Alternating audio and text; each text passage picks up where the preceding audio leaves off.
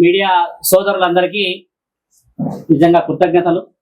సనాతన ధర్మం ఒక సాధువునైన నేను అఘోరి అని చెప్పుతూ ఎల్లూరి శ్రీనివాస్ ముందుకు వచ్చినప్పటి నుంచి మొదటి నుంచి ధర్మ ప్రయత్నం చేస్తూ ఒక అమ్మాయిని పెళ్లి చేసుకున్నాడని చెప్పిన తర్వాత ఇప్పుడు ఈ అమ్మాయి వచ్చిన తర్వాత కూడా నేను మీరు అడిగిన ఈ ప్రశ్నలన్నీ సమాధానాలు ఏంటంటే పెళ్లి అని అంటే తాళి కావాలి, తాళి కట్టిన తర్వాత ప్రూఫ్ చూపించాలి.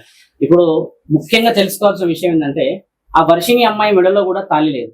మీరు అది కూడా అందరూ చాలా మంది తెలుసుకోవాలి. తాళి ఇంతవరకు ఆ అమ్మాయి చూపించలేదు నాకు కట్టిందని చెప్పి, చైన్ వేసాడు అన్నాడు అదన్నాడు. కానీ ఈయన గారు ఏంటంటే ఆ తాళి వేయడం చేత శారీరక వ్యామోహానికి వాళ్ళని ఒక విధమైన ఆకర్షణ మాత్రమే చేస్తున్నాడు. ఇదొకటి మీరు తెలుసుకోవాలి. ఆ అమ్మాయి చెప్పిన విషయం ఏంటంటే తాళి కట్టడం చేత వీళ్ళిద్దరి మధ్యలో ఒక సంబంధం ఏర్పరచుకోవడం అనేది ఆయన పెట్టుకున్న ఒక ఏర్పాటు.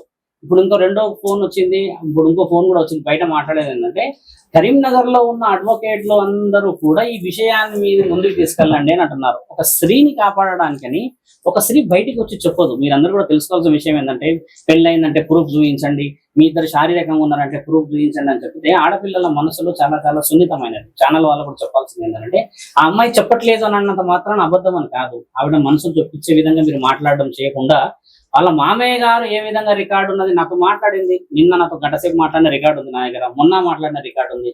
ఏ స్త్రీ అయినా కూడా ఎల్లూరు శ్రీనివాస్ ఏమన్నా ఆయన పైనుంచి దిగబడిన వాడు కాదు కదా. ఆయన గారు నా భర్త అని చెప్పి ఈవిడొచ్చి చెప్పుకోవడానికి ఆయన ఎటు కాకుండా ఉన్నాడు. పురుషంగాన్ని దేవుడికి ఇచ్చాడు, పైన వృక్షోజాలు పెట్టుకున్నాడు, ఆయన కంప్లీట్ గా ప్రాస్టిట్యూషన్ చేస్తున్నాడు అని చెప్పేసి పక్కనున్న వాళ్ళే చెప్పారు. మీ అందరికీ అలా డబ్బుల కోసం ఏ ఆడవాళ్ళు వచ్చారు అంటే వర్షిని వేరు. మీరు అన్న ఇప్పుడు ఈ అమ్మాయి విషయం, ఈ అమ్మాయి వచ్చిందని అన్నదానికి కూడా వేరే వేరే వేరే అమ్మాయిలని ట్రాప్ చేసిన తర్వాత నన్ను పట్టించుకోవట్లేడు, నేను మాట్లాడితే నువ్వెంత అన్న వర్షన్ మాట్లాడినాడు అని ఒక కాలభైరవ విగ్రహం ఇచ్చాడు. ఆ విగ్రహం ఫోటో నా దగ్గర ఉంది. ఇచ్చి ఈ విగ్రహంలో నేను ఉంటాను చూసుకో అని చెప్పి వెళ్తే ఆ అమ్మాయి చాలా చాలా బాధపడి శ్రీనివాస్ ఇలా కాదు ఇలా కాదు ఇలా కాదు అని చెప్పినా కూడా వినకపోవడం వల్ల ఈ వర్షినికి ఈ అమ్మాయికి మధ్యలో వచ్చిన ఆ భిన్నత్వంతోనే ఇక్కడ దాకా గొడవకు వచ్చారు వీళ్ళు.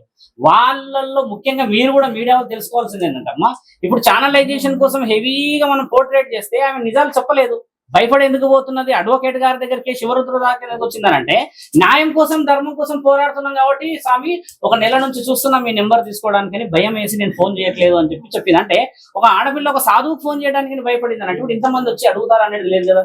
శారీరక సంబంధం అనేది గోప్యంగా ఉన్నది. ఎల్లూరి శ్రీనివాస్ గారు అంటే ఆయన తెలివి లేకుండా బిహేవ్ చేసేసి సాధు సంతులు ఇలానే ఉంటున్నారు అంటున్నారు కదా. నిన్న నేను మాట్లాడినంత కూడా ఎవిడెన్సెస్ ఏ అఘోరా కానీ ఏ సాధువు కానీ శారీరకంగా ముందుకు వచ్చి మేమే గొప్ప అని ఎవరు చెప్పరు. ఇప్పుడు పెళ్లిళ్ళు చేసుకున్నప్పుడు ఆడపిల్లల్ని మోసం చేసే అర్హత లేదు. పెళ్లి వేరు, మన శాస్త్రంలో ఉన్న దాని విలువ పవిత్రత వేరు.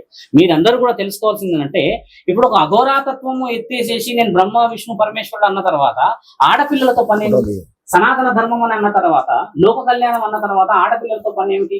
ఈ రోజు నాతో లైవ్ గా మాట్లాడిన రికార్డు ఉంది. ఎల్లూరు శ్రీనివాస్ ఏమన్నాడు, తల్లి కూతుళ్ళ సంబంధం శివరుద్ర సాధువు గారు మీరంటే నాకు చాలా అభిమానము, నేను ఎప్పుడు అందుకే క్వశ్చన్ చేయను అన్న ఆడియో నా దగ్గర ఉంది. కరెక్ట్ గా వారం తర్వాత మేమిద్దరం భార్యాభర్తలు అంటే మాట్లాడే ఆ నాలుగకే విలువ లేనప్పుడమ్మా ఒక స్త్రీ వచ్చేసి నన్ను ఈ విధంగా వాడుకున్నాడు అని చెప్తుందా? ఈ రోజు అడ్వకేట్ గారు ధైర్యం చేసి ఏమన్నారనంటే మేము కొందరికి ఇచ్చుకొని కొన్ని విషయాలు సేకరిస్తేనే కదా ఇప్పుడు కోర్టు వాళ్ళు కూడా తీసుకుంటారు. ఆ అమ్మాయిని మోసం చేసేసాడు అనగానే చట్టం తీసుకుంటుందా? అమ్మ తీసుకోదు కదా. ఇప్పుడు మీరందరూ కూడా ఆలోచించాల్సిందంటే అడ్వకేట్ గారు వారి యొక్క పర్యవేక్షణ చేసి డాక్యుమెంట్ పెట్టిన తర్వాత రుజువు చేశాక ఎల్లూరి శ్రీనివాస్ ఏ విధంగా ముందుకు తీసుకెళ్లాలి ఆల్రెడీ ఇంకొకటి మంగళగిరిలో ఉందన్నారు. ఈ విధంగా ఛానల్ వాళ్ళని ఎందుకు మేము పిలుచుకోవాల్సి వస్తుందంటమ్మా? మొదటి స్టెప్ లో ఉన్నది మీడియా ఛానల్ ద్వారా ఎన్నో ప్రశ్నలకు జవాబులు దొరుకుతాయి కదా. ఇప్పుడు మీరు అడిగిన ప్రశ్న మీరు ప్రశ్నలు అడగండి, జెన్యూన్ ప్రశ్నలు అడగండి. నేను వెళ్ళలేను, ఫుల్ నిండిపోయింది. మేము ఇక్కడికి వచ్చిన పర్పస్ ఏంటి, చాలా మొత్తం ఫుల్ అయిపోయింది. నోట్ తో ఏం చెప్తుందో అమ్మాయి ఆల్రెడీ చెప్పేసింది, మీకు తెలియదు, మీరు లేట్ వచ్చారు. కానీ నేను ఇక్కడనే ఉన్నా అందరి మధ్యలో. ఏమన్నది అంటున్నారు మీరు, వాస్తవమే కదా. ఆ అమ్మాయి అలా చూపించడానికి కూడా చాలా ఆలోచించింది. రేపు రోజు నాకు ప్రశ్నలు అడుగుతారు, నా కుటుంబంలో నాకు నైతిక విలువలు పోతాయి అన్నారు కదా.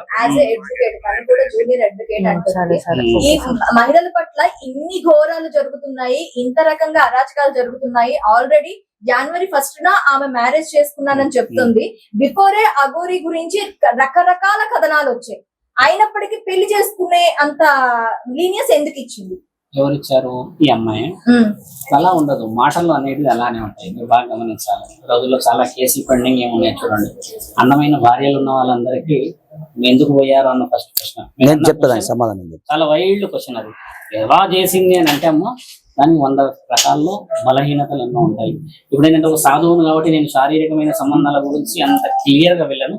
మీడియా సోదరులందరికీ కూడా చెప్పేది ఒకటే విషయం ఏంటంటే, ఒక సాధుతత్వాన్ని ఎత్తుకున్న ఎల్లూరు శ్రీనివాస్ ఒక విషయం కోసమే వచ్చాను. కానీ ఎల్లూరు శ్రీనివాస్ దీని చుట్టూ షర్ట్ వచ్చినట్టే సమాధానాలు మీ అందరు వేరే వాళ్ళు ఇచ్చేవారు. ఆయన పెట్టుకుని నేను బ్రహ్మ విష్ణు అని ఒళ్ళంతా రుద్రాక్షలు వేసుకొని చితాపస్వం రాసుకొని చేసే ఈ అపవిత్రమైన పనులను ఆపడానికి మాత్రమే సనాతన ధర్మంలో మేమందరం వచ్చాము. మీరందరూ కూడా ఆలోచించాల్సింది ఏంటంటే, ఆ అమ్మాయి ఈ రోజు బయటకు వచ్చింది, రేపు రోజు రుజువులు అయితేనే కదా ఆ అమ్మాయి అబద్ధమా నిజమా కాదో తెలుస్తుంది. కాబట్టి ఇప్పుడు అడ్వకేట్ దగ్గర ఎందుకు వచ్చాం మేము వేరే దగ్గర కూడా వెళ్ళవచ్చు కదా. అలా వెళ్ళడానికి మీరు ఆలోచించాల్సిన విషయం కూడా న్యాయపరంగా విలువ కోసం వచ్చాం కాబట్టి అక్కడ న్యాయం ఉన్నదా లేదా అని జస్టిస్ చేసుకునే పరిస్థితుల్లో మీరు అందరు ఉన్నారు. కాబట్టి అడ్వకేట్ గారు కూడా ఏ కాగితం పెడితే ఆ కాగితం పెట్టి పోర్ట్రేట్ చేయడానికి రాదు కదమ్మా. ఆవిడ ఏమంటుంది, నన్ను శారీరకంగా కూడా హింస పెట్టాడు అని అంటే అంగం లేని వాడు ఏ విధంగా హింస పెడతాడని మనం అడగవచ్చు. కాబట్టి ఏంటంటే ఆ అమ్మాయి మళ్ళీ ఇంకెన్నో విషయాలు చెప్తుంది. కొంచెం ధైర్యంగా ముందుకు వెళ్ళాలి మనందరం. మీరు కూడా అన్ని విషయాలు నిజ నిజాల నిర్ధారణ చేసుకున్న తర్వాత నన్ను అడగవచ్చు. ఆ అమ్మాయి ఒకవేళ ఎల్లూరి శ్రీనివాస్ చెప్పిన అమ్మాయి కాదు, ఈవిడ గారే ఏదో డబ్బుల కోసమో ఆశపడి బయటకు వచ్చింది అని మీరు ఒకవేళ అనుకుంటే నేనైతే సాక్ష్యంగా ఉన్నాను.